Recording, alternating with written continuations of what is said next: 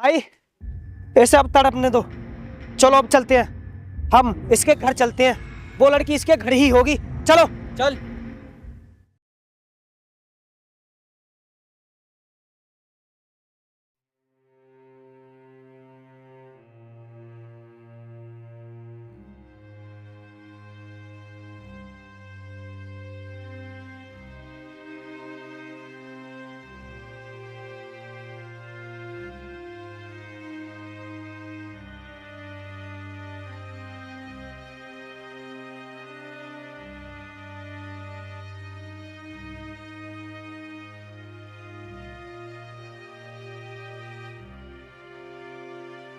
अरे राजू, तुम, क्या हुआ तुम्हें?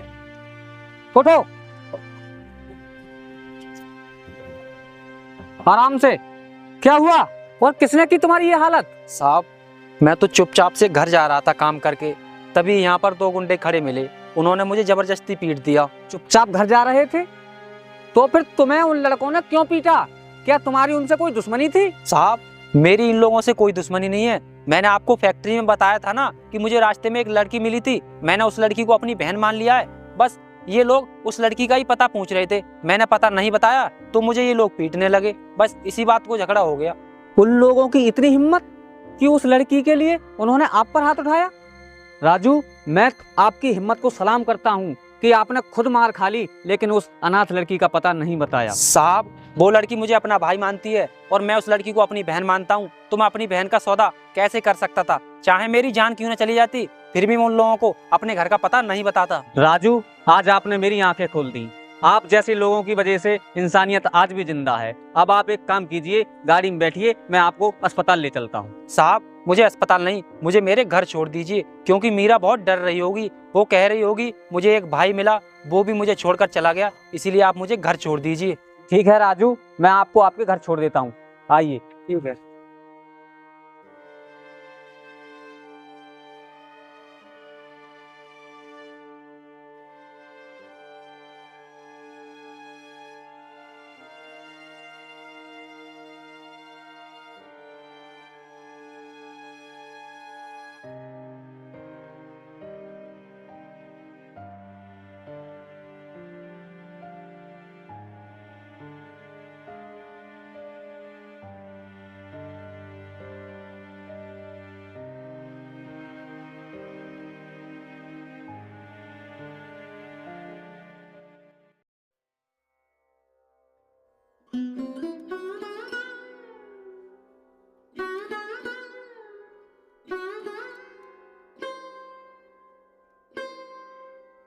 अरे मीरा,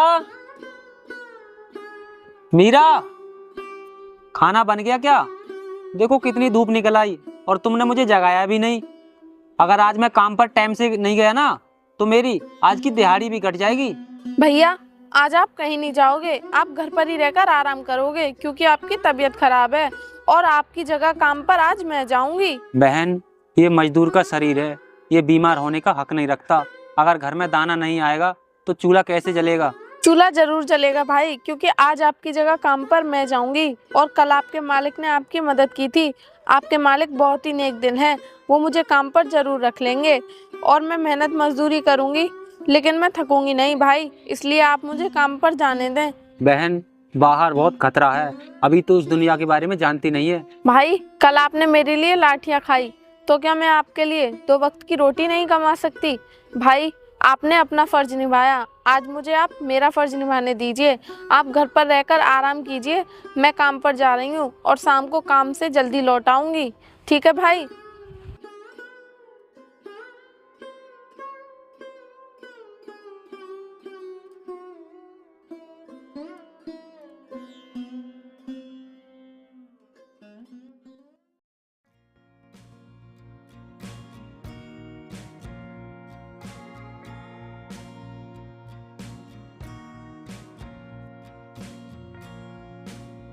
नमस्ते साहब। नमस्ते जी, बताइए क्या काम है? मैंने आपको पहचाना नहीं।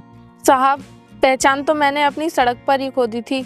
मैं राजू की बहन हूँ, जिसे कल शाम आपने उन दरिंदों से बचाकर मेरे घर भिजवाया था। क्या तुम राजू की बहन हो? अरे फिर तुम यहाँ क्या कर रही हो? राजू की तबीयत कैसी है अब? साहब, उनकी तबीयत अभी ठीक नहीं है, वो उठने की कोशिश कर रहे थे, लेकिन मैंने सोचा कि वो इस हालत में काम नहीं कर सकते, इसीलिए मैं उनकी जगह पर काम पर आई हूँ। अरे मैंने राजू से कहा था कि वो आराम करे, उसे बहुत गहरी चोट लगी है, और तुम ऐसी धूप में काम करोगी? नहीं नहीं, तुम घर जाओ। साहब, आप मुझे मना मत कीजिए, मुझे भैया के लिए दवाइयाँ और घर के लिए राशन भी ले जाना है, मुझे खाली हाथ नहीं जाना। सुनो, तुम नेक हो, लेकिन तुम्हारी सुरक्षा और सेहत भी जरूरी है। कल शाम राजू ने तुम्हें अपनी जान पर खेलकर बचाया था। तुम जाओ और राजू की अच्छे से देखभाल करो। पर साहब, काम का क्या होगा? देखो, तुम काम की चिंता मत करो, मैं मुनीम जी से कह दूंगा कि वो राजू की एक भी झाड़ी नहीं काटे। और सुनो, ये लो कुछ पैसे, राजू की दवा लेकर जाना और उसका ख्याल अच्छे से रखना। अब तुम जाओ। साहब, आप वास्तव में ही फरिश्ते हो। मेरे भाई सही कहते थे कि दुनिया में अच्छे लोगों की कमी नहीं है। अभी तुम अच्छे लोगों से मिले ही कहाँ हो। ठीक है साहब, अब मैं चलती हूँ। नमस्ते।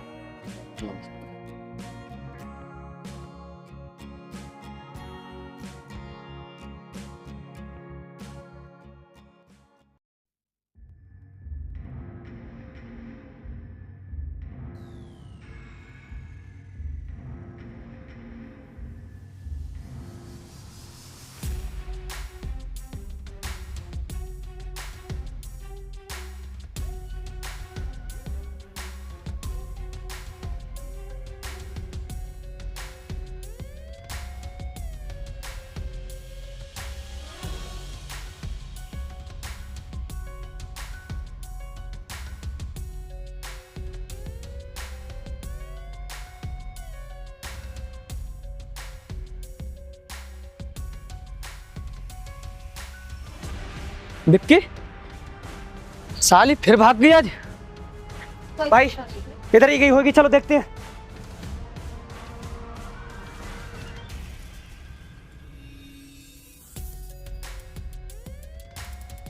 भाई मेरे तो ये समझ में नहीं आ रहा कि ये हमारे साथ हो क्या रहा है।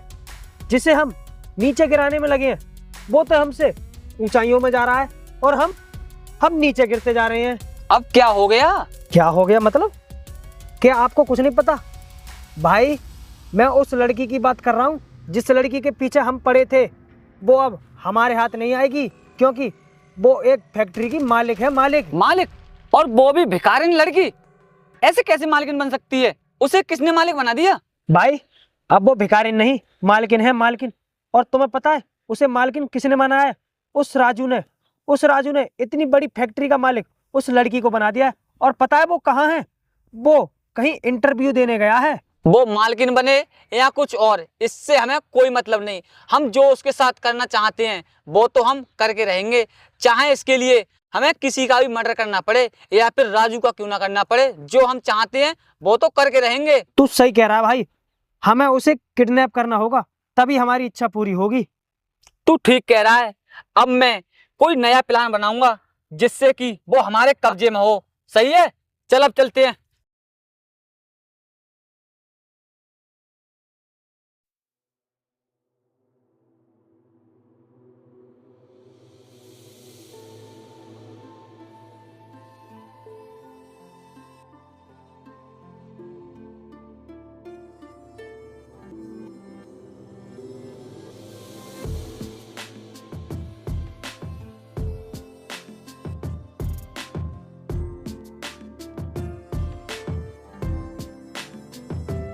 ₹300 ये रामू के, और दिनेश की झाड़ी 1 2 3 4 5 झाड़ी हो चुकी हैं दिनेश की। आइए सीबीआई इंस्पेक्टर साहब, आज आपको फैक्ट्री की याद कैसे आ गई? अरे आपने तो इस शहर का पूरा जिम्मा उठा रखा है, फिर आपको यहाँ आने की फुर्सत कैसे मिल गई? सुरक्षा तो मेरा फर्ज है मीरा, लेकिन तुम्हारी कामयाबी देखकर जो सुकून मिलता है वो इस नौकरी में कहाँ। मैं देख रहा हूँ कि तुमने इस फैक्ट्री को कहाँ से कहाँ पहुँचा दिया। साहब ये सब आपकी बदौलत है। जिस दिन मेरे भाई मुझे छोड़कर चले गए थे, अगर आप मुझे सहारा ना देते और मुझे पढ़ाते लिखाते नहीं, तो आज मैं यहाँ नहीं, किसी फुटपाथ पर अपना दम तोड़ चुकी होती। साहब मेरी कामयाबी की हर सीढ़ी पर आपका नाम लिखा हुआ है। मैं आज जो कुछ भी हूँ वो सब आपकी बदौलत है। नहीं मीरा, ये मेहनत तो तुम्हारी थी, मैंने तो तुम्हें एक मौका दिया है, लेकिन मेरा दिल एक बात को लेकर आज भी कचोटता है कि वो दोनों दरिंदे विक्की और आर्यन उस टाइम सबूत की कमी होने के कारण बच निकले थे और आज भी वो इसी इलाके में किसी गांव में छुपे हुए हैं। हाँ साहब, मुझे भी खबर मिली है कि वो आज भी अपनी पुरानी हरकतों से बाज नहीं आ रहे हैं। गांव वाले बताते हैं कि वो मेरी फैक्ट्री पर नजर रखते हैं। उनको ये बात हजम नहीं हो रही कि जिस लड़की को वो रोड पर रोकना चाहते थे, आज वो लड़की हजारों को रोजगार दे रही है। यही तो बात है मीरा, वो आज भी तुम्हारी तलाश में है। वो समझते हैं कि तुम आज भी कई कमजोर लड़की हो, लेकिन उन्हें ये नहीं पता कि तुम अब अकेली नहीं, ये वर्दी भी तुम्हारे साथ है। साहब, अब मुझे बिल्कुल भी डर नहीं लगता। मेरे भाई की मौत ने मुझे पत्थर बना दिया है। अब मैं भागूंगी नहीं। अगर वो लोग मेरे सामने आए ना, तो मैं उन लोगों को उनकी औकात याद दिला दूंगी। वो सब तो ठीक है मीरा, लेकिन तुम्हें उनसे सावधान रहना होगा, क्योंकि वो एक घायल शेर की तरह हैं, तुम पर कभी भी हमला कर सकते हैं। लेकिन तुम चिंता मत करना, मैं उन्हें जल्द से जल्द पकड़ने की कोशिश करूंगा और उन्हें ऐसी जगह भेज दूंगा कि उन्हें सूरज की रोशनी भी नसीब नहीं होगी। साहब, आपके आने से मेरा हौसला दुगना हो गया। इंसाफ की लड़ाई अभी खत्म नहीं हुई है। अब इस लड़ाई का निवारण करना ही होगा। हाँ मीरा, तुम ठीक कह रही हो, लेकिन अभी मैं चलता हूँ।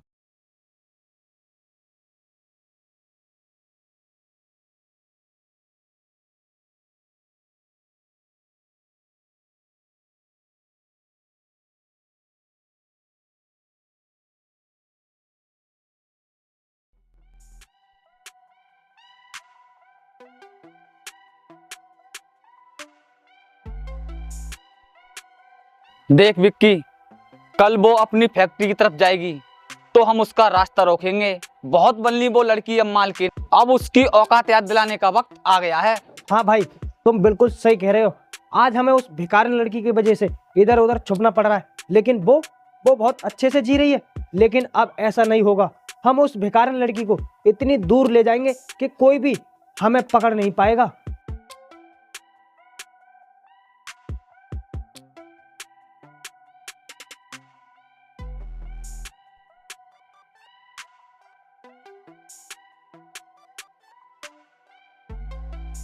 तू सही कह रहा है, उस दिन तो वो भाग गई थी, लेकिन कल नहीं भाग पाएगी। पहले हम उसे बर्बाद करेंगे, फिर अपनी बेइज्जती का बदला लेंगे। कल सुबह उसकी आखिरी सुबह होगी। हाँ भाई, उसे लगता है कि वो मालकिन बन गई है तो हम उसे भूल जाएंगे, लेकिन नहीं, हमारी नजरों में कल वाली भिखारी रहेगी। वो कल सुबह उसकी आखिरी सुबह होगी। मत, वरना गोली सीधे सीने के पार जाएगी। तुमने बहुत प्लानिंग कर ली मीरा को मारने की। अरे साहब, आप हमें गलत समझ रहे हो। हम तो अपनी आपसी बात कर रहे थे। चुप कर, मैंने तुम्हारी सारी बातें रिकॉर्ड कर ली हैं। सालो, तुम्हें क्या लगता है कि कानून सो रहा है? पहले तुमने उसके भाई को मारा और अब तुम उसे मारने की बात करते हो। साहब, आप गलत समझ रहे हो। साहब, हमें इस बार माफ कर दो। हम इस गांव को ही छोड़कर चले जाएंगे, फिर दोबारा कभी इस गांव में आपको नजर नहीं आएंगे। माफी तो उन्हें मिलती है जिनसे गलती होती है। तुम जैसे दरिंदों को तो सलाखें मिलती हैं। चलो, अब मैं तुम्हें तुम्हारी असली जगह ले चलता हूँ। चलो।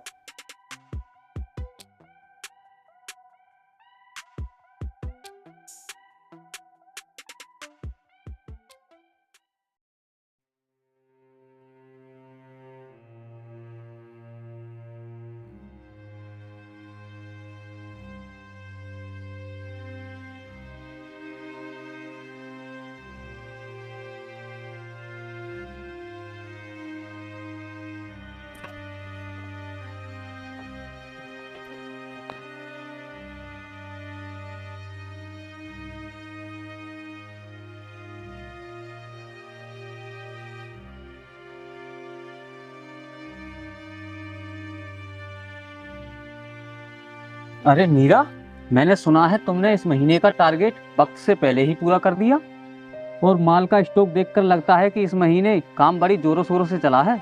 साहब, ये फैक्ट्री मेरी नहीं है, ये तो आपकी उदारता का फल है, जो आपने मुझ जैसी बेसहारा और मजदूर लड़की की ईमानदारी पर भरोसा किया। वरना आज की दुनिया में तो लोग गरीबों को ठगना जानते हैं। ईमानदारी तो तुम्हारी थी मीरा, जो तुम अपने घायल भाई की जगह काम पर आई थी। तुम्हारी वही लगन देखकर मैंने सोच लिया कि तुम इस ऊंचाई के काबिल हो। और हाँ, तुम्हारी जानकारी के लिए मैं बता दूं कि अब वो दोनों गुंडे उम्र कैद की सजा काट रहे हैं। अब तुम पूरी तरह सुरक्षित हो। साहब, सुरक्षा भी मिल गई और इंसाफ भी मिल गया, पर इस दिल को अभी भी सहारे की जरूरत है। जब मैं अकेली थी तब आपने ही मेरा हाथ थामा था। जब मेरा भाई मुझे छोड़कर चला गया था तब आपने ही मेरे आंसू पहुँचे थे।